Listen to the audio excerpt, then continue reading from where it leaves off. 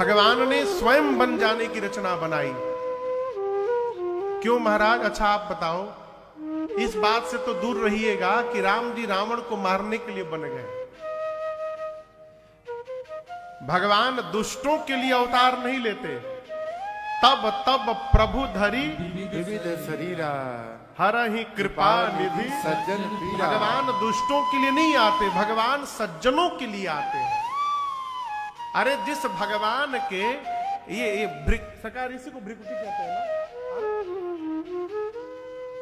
भ्रिकुटी यदि टेढ़ी कर ले राम जी तो पूरी सृष्टि समाप्त हो सकती है। उन राम जी को रावण को मारने के लिए बन जाना पड़ेगा लंका है?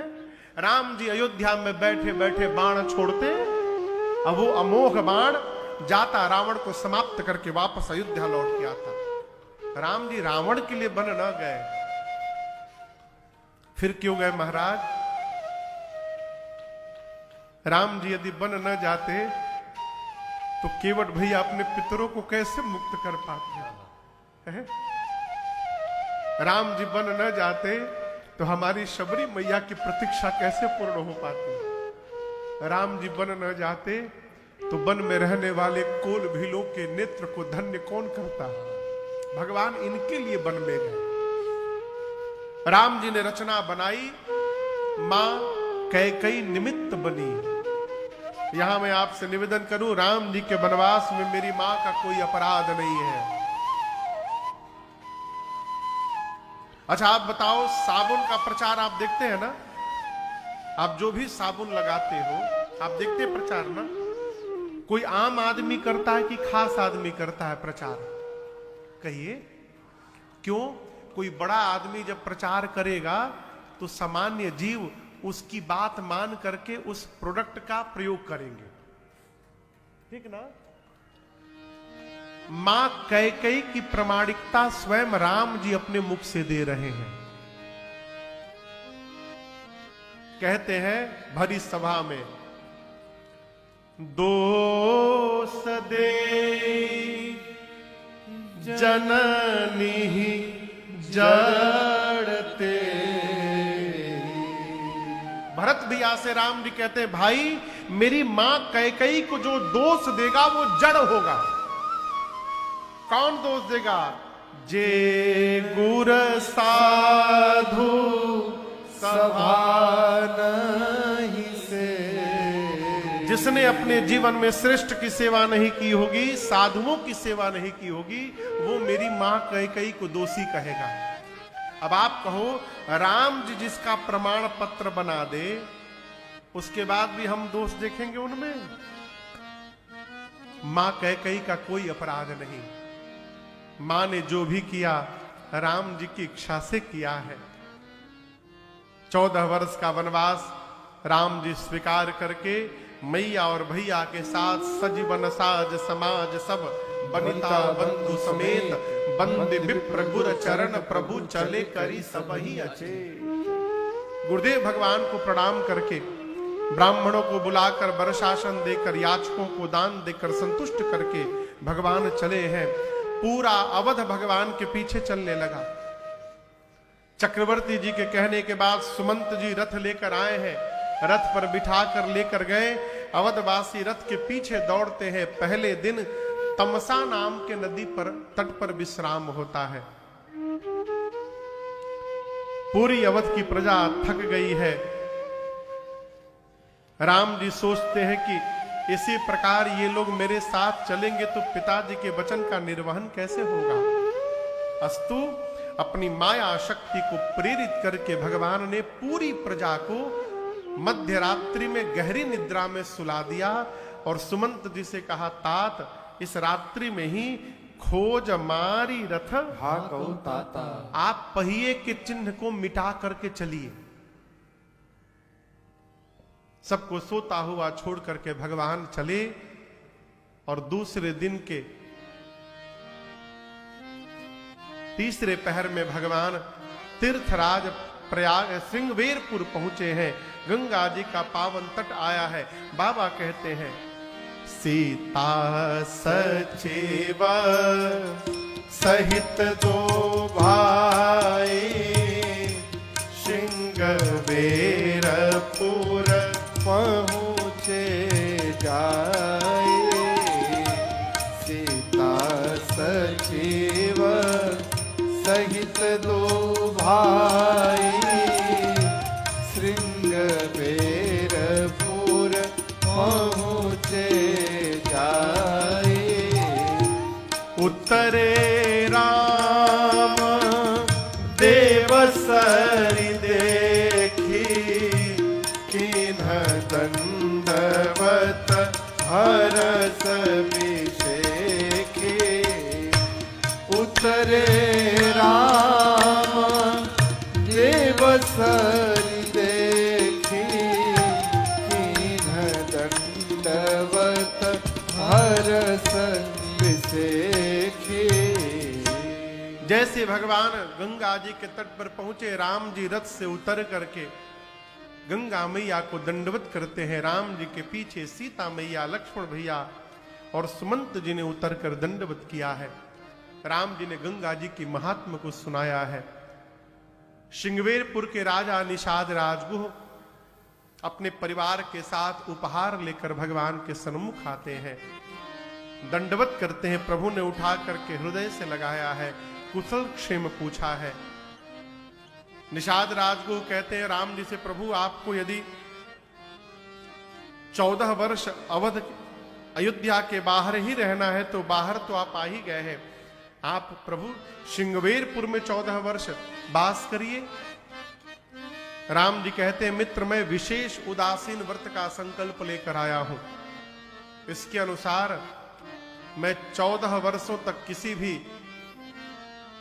गांव नगर में प्रवेश नहीं कर सकता, नहीं किसी धातु को स्पर्श कर सकता हूं। ऐसा सुनकर नगर के बाहर शीशम के वृक्ष के नीचे कुशा की चटाई बिछाई है। रात्रि में प्रभु मैया के साथ कंदमूल पा करके रात्रि विश्राम करते हैं। लक्ष्मण भैया थोड़ी सेवा करके थोड़ी दूर जाकर विरासन लगा करके पहरे में बैठ गए। निषाद राजगुरु अपने सेवकों को बुला करके चारों तरफ पहरे में लगा करके कहते हैं कि सावधान, कल रात्रि में राम जी अयोध्या वासियों को सोता हुआ छोड़ के चले आए हैं।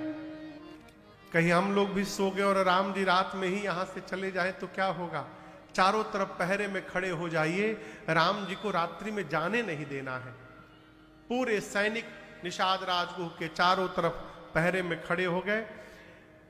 निषाद राजगुह आकर जब भगवान को कुशा की चटाई पर सोते हुए दर्शन करते हैं तो रोने लगते हैं।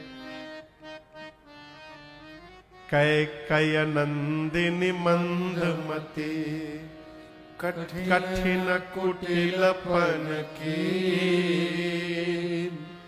जय रघुनंदन जानकी, सुख अवसर दुख दी। निषाद राजगुह कहते हैं कि कैकई जी ने ऐसा कुटिलता का व्यवहार किया है जिसका वर्णन नहीं हो सकता। आज रघुवंश रूपी वृक्ष को मूल से काटने के लिए कैकई कुल्हाड़ी बन गई। जिन राम जी के जीवन में सुख का अवसर आया उन कैकई जी ने राम जी को दुख प्रदान कर दिया। ये किसने कहा? निषाद राजगुह ने। और उनकी इन बातों को बगल में पहरे में बैठे हमारे लक्ष्मण भैया ने श्रवण कर लिया। निषाद राजगुह से लक्ष्मण जी ने कहा, भाई साहब तनिक मेरे पास आइए। निषाद राजगुह पास गए। यहां एक बड़ी अद्भुत बात, सरकार ने कितनी अद्भुत बात कही। पराय हम परहित तो कर ही नहीं सकते। क्यों? पर भगत के लिए पर कोई है ही नहीं। जब सिया राम मैं सब जग जानी तो सारे अपने हैं। जब सारे अपने हैं तो पराया कौन हुआ?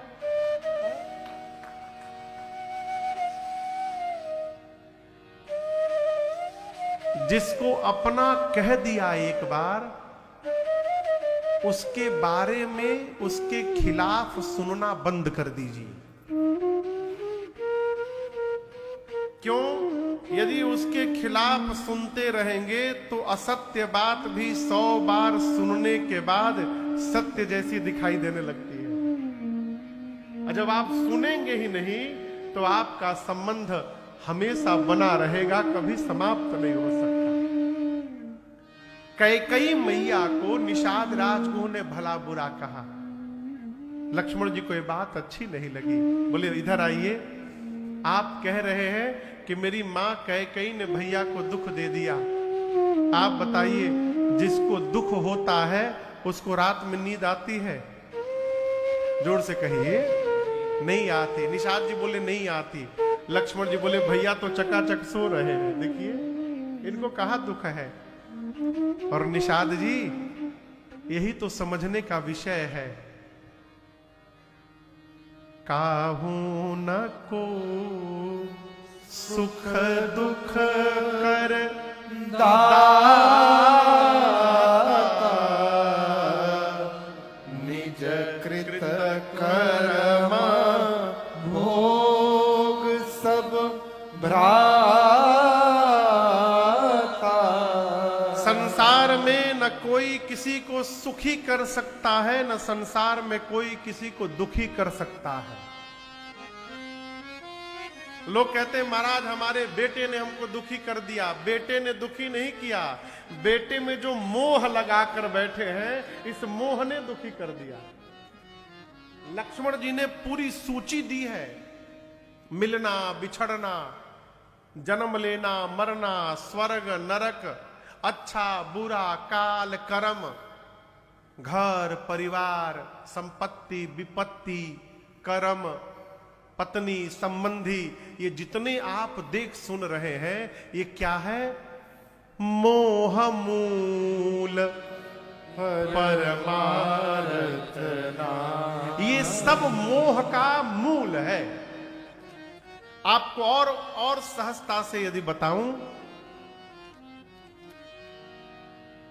बेटा को पढ़ा रहे हैं, किस आशा में? बेटा बड़ा होकर के जब व्यापार नौकरी करने लगेगा तो हमको मुक्त कर देगा, मैं खूब भजन करूंगा, आनंद करूंगा। ये जीवन भर आशा लगा के आपने पढ़ाया। यदि बेटा ऐसा करने लगेगा तो आप सुखी हो जाएंगे। अब बेटे ने ऐसा नहीं किया तो आप दुखी हो जाएंगे। लेकिन याद रखिए, बेटे ने आपको सुखी दुखी नहीं किया है, आपने जो उसमें आशा लगाई है, जो सपना देखे हैं आप, उस सपने ने सुखी दुखी किया है। लक्ष्मण जी कहते हैं इस मोह रूपी रात्रि में सोकर सब सपना देख रहे हैं। मोह निशा सब सोव निहारा, देख ही सपन अनेक प्रकारा। सरकार में एक बार बिहार में एक जिला है सिवान, सिवान से ट्रेन पकड़ के कलकत्ता जा रहा था। तो पूर्वांचल एक्सप्रेस एक ट्रेन चलती है, उसमें मैं अकेले था। तो सामने एक बाबूजी बैठे थे, तो बातचीत होने लगी। तो पूछे आप क्या करते हैं? बोले बाबूजी मैं तो राम जी की कथा गाता हूं। मैंने पूछा बाबूजी आप? तो बोले महाराज मैं प्रिंसिपल से रिटायर्ड हूं, गोरखपुर का रहने वाला हूं। तो मैंने ऐसे ही पूछ दिया कि घर में बच्चे कितने हैं? तो उनका उत्तर बड़ा विकट आया। बोले महाराज मेरे 4 बच्चे हैं, जिसमें से 3 नालायक हैं और 1 लायक है। अब मैं तो डर गया, ऐसे क्यों बोल रहे हैं? हमने क्यों ऐसे बोल रहे हैं? बोले महाराज मेरा पहला नालायक बेटा अमेरिका में है, साइंटिस्ट है। दूसरा नालायक बेटा लंदन में है, इंजीनियर है। तीसरा नालायक बेटा वो भी लंदन में है, डॉक्टर है। और चौथा जो मेरा लायक बेटा है वो 12 तक पढ़ा है, यही गोरखपुर में रहता है, अपना व्यापार करता है और हम माता पिता की सेवा करता है, हमारी देखभाल करता है। बोले उन तीनों को पढ़ाने में मैंने अपना पूरा जीवन लगा दिया। अब मुझे फोन भी नहीं करते महाराज, देखते भी नहीं, आते नहीं यहां पर। और जिसको नालायक मान करके मैं जीवन भर पीटता रहा, वही बुढ़ापे में हमारी सेवा कर रहा है। ये जो हम आशा लगा करके बैठे हैं माई बाप, ये आशा ही हमारे दुख का कारण है। लक्ष्मण जी बोले सब सोए हैं, निषाद जी बोले सब सोए हैं, कोई जगह नहीं है। बोले कुछ लोग जगे हैं। कौन जगह है? एही जग जामिनी जागही जोगी परमारथी प्रपंच वियोगी। गोस्वामी जी कहते हैं इस जगत की रात्रि में कौन जगह है? जो जोगी है वो जगह है, जो परमार्थी है वो जगह है, जो प्रपंच से अपने को बचा कर रखा है वो जगह है। गोस्वामी जी कहते हैं जानिय तब ही जीव जग जागा, जब सब विषय विलास विरागा। जीव को कब जगा हुआ माना जाए? जब विषयों से विरक्ति हो जाए। और विषयों से विरक्ति ये एक दिन की यात्रा नहीं है, धर्म अते विरति। जीवन में जब तक धर्म आचरण नहीं होगा तब तक विरक्ति आने वाला, और वो भी एक दिन में नहीं आएगा, कई जन्म भी लग सकत है। सरकार गलत तो नहीं बोल रहा हूं। राम जी कहते हैं प्रथम ही विप्र चरण अति प्रीति, निज निज कर्म निरत श्रुति रीति, एहि कर फल पुनि विषय विरागा। ब्राह्मण में निष्ठा हो, संत में निष्ठा हो, भगवान के विग्रह में निष्ठा हो, इनमें प्रीति हो। उसके बाद वेद भगवान ने जो कर्म बताया है ईमानदारी से अपने कर्म का पालन करते रहे, इस कर्म का परिणाम है एक दिन हमको विरक्ति प्राप्त होगी। तो महाराज इसके लिए जगने के लिए क्या किया जाए? नौकरी करते रहिए, व्यापार करते रहिए और भगवान को याद करते रहिए, यही हमको आपको एक दिन विरक्ति प्रदान करा देगा। जो किस्मत जगत की बनावे सवारे, तो क्यों ना चले हम उन्हीं को पुकारे। यही मंत्र जपते हैं ऋषि संत सारे, यही मंत्र जपते हैं ऋषि संत सारे। हरे कृष्ण गोविंद मोहन मुरारे, हरे कृष्ण गोविंद मोहन मुरारे। जो किस्मत जगत की बनावे सवारे, जो किस्मत जगत की बनावे सवारे, तो क्यों ना चले हम उन्हीं को पुकारे। तो क्यों ना चले हम उन्हीं को पुकारे। यही मंत्र जपते हैं ऋषि संत सारे, यही मंत्र जपते हैं ऋषि संत सारे। हरे कृष्ण गोविंद मोहन मुरारे, हरे कृष्ण गोविंद मोहन मुरारे।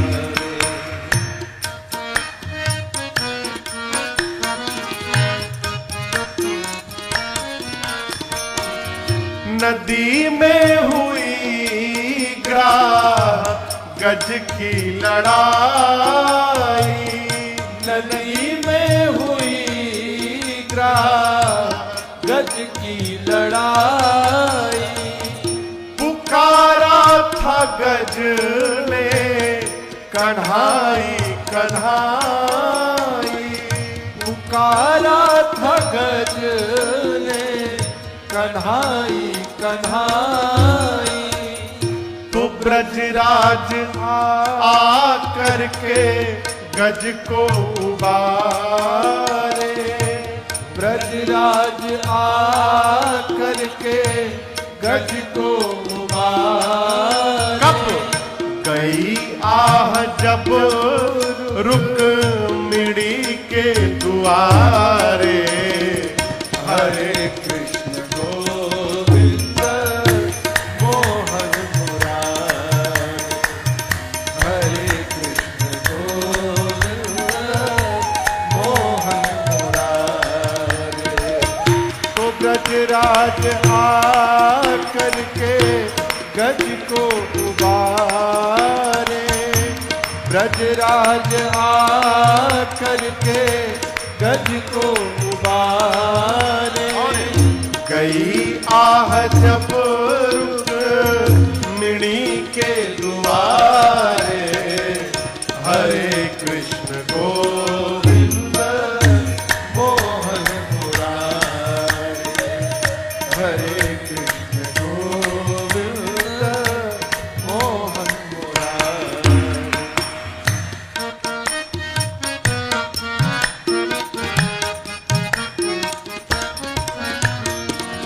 है प्रहलाद की जानते सब कहानी, है प्रहलाद की जानते सब कहानी।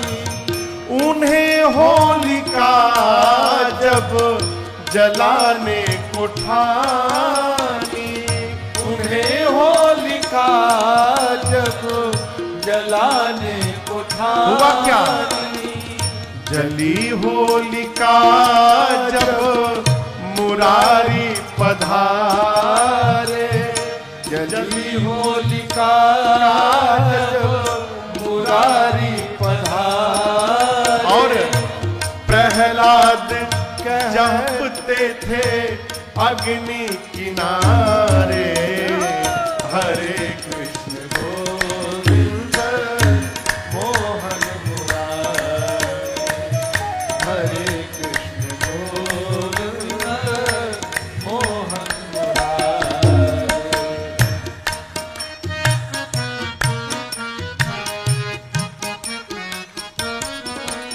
हमारे चाचा हैं तारकेश्वर मिश्र राही, ये उनकी रचना है सरकार। कहते हैं, कहां आज तक तू भटकता था राही, कहाँ आज तक तू भटकता था राही। विनय तुम भी बन जाओ प्रभु का सिपाही, विनय तुम भी बन जाओ प्रभु का सिपाही। उबारेंगे राजन को जो सबको उबारे, उबारेंगे राजन को जो सबको उबारे। यही मंत्र जब जपना है रह कर सहारे, हरे कृष्ण गोविंद मोहन मुरारे, हरे कृष्ण गोविंद मोहन मुरारे। जो किस्मत जगत की बनावे सवारे, जो किस्मत जगत की बनावे सवारे। तो क्यों न चले हम उन्हीं को पुकारे, तो क्यों न चले हम उन्हीं को पुकारे। यही मंत्र जपते हैं ऋषि संत सारे, यही मंत्र जपते हैं ऋषि संत सारे। हरे कृष्ण गोविंद मोहन मुरारे, हरे कृष्ण गोविंद मोहन मुरारे, हरे कृष्ण गोविंद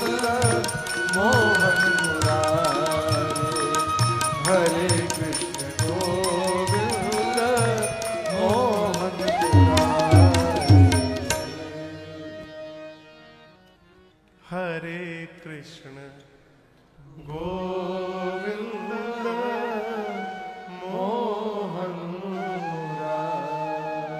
लक्ष्मण जी ने कहा, निषाद जी आप जिनके लिए रो रहे हैं वो राम जी जीव नहीं है, राम जी ब्रह्म है। राम ब्रह्म परमार्थ रूपा, अभिगत अलख अनादि अनुपा। और मैं आपको बात बताऊं निषाद जी, मनुष्य के जीवन का परमार्थ यही है कि वो मन वचन कर्म से राम जी के चरणों में प्रेम कर जाए। यही जीवन का परमार्थ है। निषाद राजगुह बारंबार भगवान के चरणों में दंडवत करते हैं। अगले दिन भगवान ने निषाद राज जी से बरगद के वृक्ष के दूध को मंगाया, केश में लगाकर सिर पर जटाओं का मुकुट बनाया। सुमंत जी ने वापस चलने के लिए प्रार्थना की, सत्य की दुहाई देकर भगवान ने उनको मना कर दिया। बरबस राम सुमंत पठाए, सुर सरि तीर आप तब आए। यहां एक बड़ी अद्भुत बात मैं आपसे निवेदन करूं। सरकार एक दिन सोच रहा था, राम जी ने रामावतार में रावण के वध के पहले मां कौशल्या को छोड़कर कभी ये प्रकट नहीं किया किसी के सामने कि मैं भगवान। ठीक ना सरकार? अयोध्या वासियों से पुरजनोपाख्यान में तब बोले जब रावण को मार के आ गए। तो जिस स्वरूप को राम जी छिपा करके रखे हुए हैं, उस स्वरूप को लक्ष्मण जी ने निषाद राजगुह के सामने क्यों प्रकट कर दिया? लक्ष्मण जी ने स्पष्ट कह दिया कि राम जी ब्रह्म है, जीव नहीं है। क्यों कर दिया? एक गीत है, उसका प्रमाण ये प्रसंग है। प्रबल प्रेम के पाले पड़कर प्रभु को नियम बदलते देखा, अपना मान टले टल जाए, जन का मान न टलते देखा। जहां राम जी सोए हैं और लक्ष्मण निषाद राजगुह रात्रि में बात कर रहे थे, वहीं बगल में हमारे केवट भैया पहरा दे रहे थे और केवट जी पूरी बात सुन रहे थे।